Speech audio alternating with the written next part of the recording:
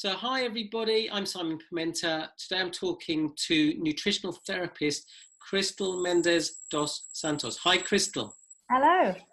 So in this second video, we did a video talking about what may be the cause of ME/CFS, so check that video out. In this video, the first question I want to ask you, Krystle, is juicing or making smoothies good for people with ME/CFS? Right.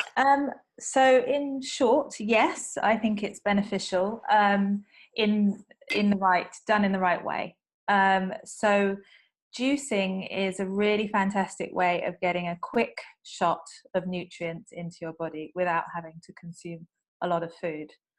However, it needs to be from a vegetable source with perhaps maybe just one fruit rather than a whole bunch of fruit. With a powerful shot of nutrients plus a powerful shot of sugar and giving you a glucose spike. So as long as it's green based from vegetables, yes, I think juicing is really fantastic. Smoothies, I think, is also a really great way to get nutrients into your body and to increase your uptake of vegetables. So I think the NHS say 5 fruit and veg a day is the sort of minimum level and what's required. Actually, it's more like 10. So to eat 10 fruit and veg, in decent portions is quite a lot for a lot of people. So if you're putting different ingredients, vegetables and fruits into a smoothie, it's a really great way to actually get that into your system without having to eat it. The other great thing about smoothies is that you're putting the whole fruit or the whole vegetable in there, so you're getting all of the fibre. So if you are putting sweet fruits in, such as a banana or a pineapple or something that's quite high in sugar, into your smoothie, you've got the fibre, which will then blunten the effects of the glucose. Yeah. So it gives you more of a balance on that. In terms of an energy boosting smoothie, you can look at things like so banana, chia seeds, goji berries, cacao nibs or powder, avocado for your healthy fats, Brazil nuts for selenium, and then add like a nut milk or a coconut water. Okay, and with the Brazil nuts, have you got any thoughts about how much you should consume in a day? Because I remember someone saying to me that you don't want to eat too many Brazil nuts because otherwise you're getting too much. Yeah. So the recommended is about 3 or 4 a day. So not vast quantities at all. Yeah. Okay. And could you give me an example of a smoothie that would be too high sugar? What would I be putting into it that you might think, oh, that's a bit too much sugar in your smoothie? So actually, what I've just mentioned there as ingredients, I wouldn't put that all in one smoothie because that actually would be, I probably should have said that would be too high sugar. So you need to make sure you've got a vegetable content in there as well. I mean, if you're going to put ice cream or something into your smoothie, then yes, it's not going to be healthful and it's going to be high sugar. But most fresh fruit and vegetables or frozen fruit and vegetables, not tinned, not with the syrup. Other than that, it's fine, but always mix it with a vegetable in there as well. So, for example, often in the morning, I will chop up a whole bowl of veg. So I might use a whole cucumber, 3 celery sticks, a couple of carrots, and then I'll add some of that to my little NutriBullet and add, say, half an avocado, a bit of ginger. Would that sort of fit with what you're saying in terms of the mix of veg as being not too high sugar? Oh yeah, you didn't put any fruit in it, so yeah, that would be great. Yeah. Well, I presume the carrots are quite sweet, aren't they? Yeah, that's true. So yeah, they're quite carby, and carbs are basically sugar. Yeah. once they're inside the body. But You, yeah, no, that would be really great. Yeah, because you've got so much fibre in all of that as well. You just blunten the glucose spike completely. Yeah, and what I do is that's what I do. I make a whole bowl, and then throughout the day, I might just have 3 smoothies. That might be my 11 o'clock snack, as well as the first thing I have in the morning. Might have it in the afternoon as well.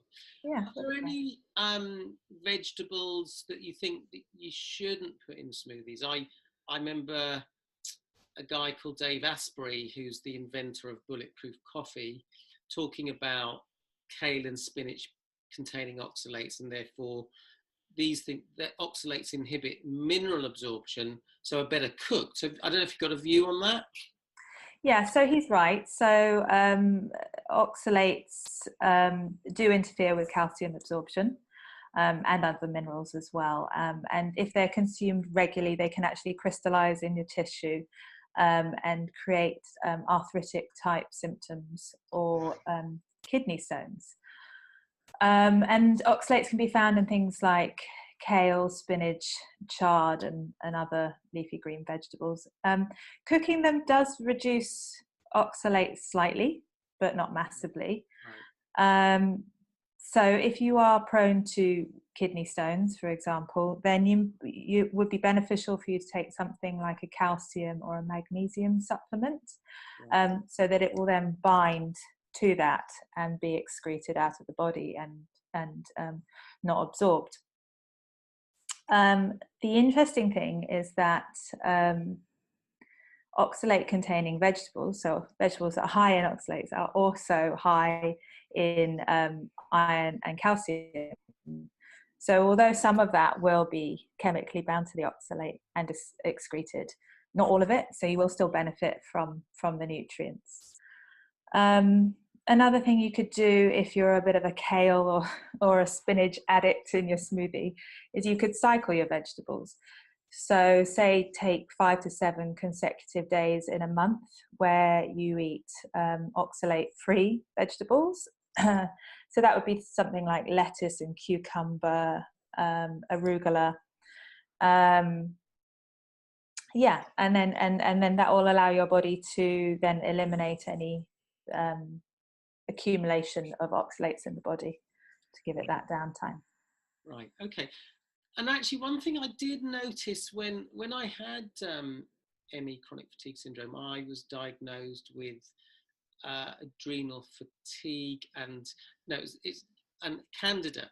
And when I read up about candida, I discovered that one of the effects of the yeast overgrowth is that it can make your body quite acidic.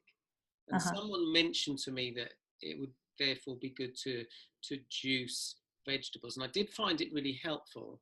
Yeah. But one thing I noticed was that if I drank the cold juice, I would feel quite drained afterwards. And so what I started doing is making sure that when I juiced, the vegetables were at room temperature. So I either left them out for long enough so that they weren't straight out the fridge and cold, or I'd actually add warm water. And that made a massive difference, because often people, especially practitioners who are sort of macrobiotic, will say, oh, actually putting cold things into your body and damp foods isn't very good for you. Yeah. But I did notice a big difference between drinking those things cold and drinking those things at room temperature. I just wanted to share that in case anyone's doing that you might find that it's beneficial to follow that, approach. Yeah, no, that's really interesting actually.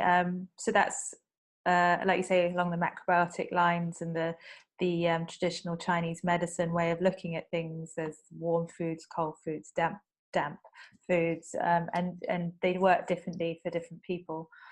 I personally like a cold drink, so I would take my I use like frozen berries in my smoothie, just to give it that sort of cooler taste. But it's not for everybody. We're all unique and individual. So finding the best way that works for you, and that was obviously for you slightly warmer.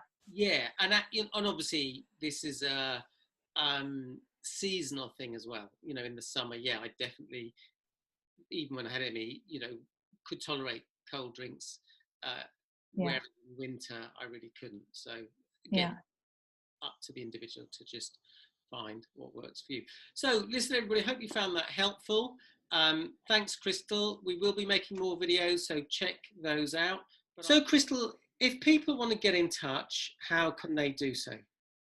Yeah, so you can find me online on my website, which is www.livingenergynutrition.co.uk, and you can contact me through there.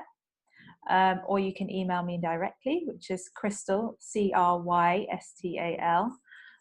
at livingenergynutrition.co.uk. And if anyone's interested in talking to me one-to-one, I do offer a free exploratory call for anyone that feels they might need further help. Brilliant. Okay, so thanks, Krystle. Thanks everybody for watching. Look out for more videos. But until then, bye for now. Okay, thanks very much, Simon.